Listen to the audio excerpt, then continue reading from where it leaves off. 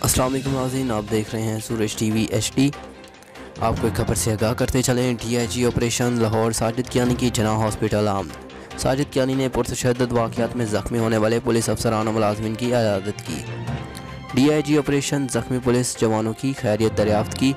ساجد کیانی نے IG پنجاب انعام منی کی طرف سے کانسٹیبل فاروق کو 5 لاکھ روپے اور تعریفی سند پیش کی۔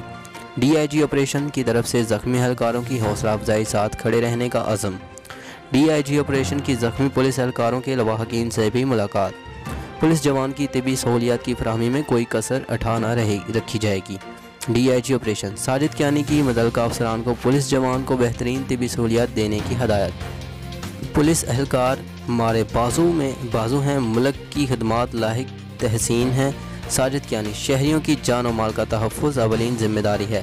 DIG operation Sajid Kayani. شکریہ۔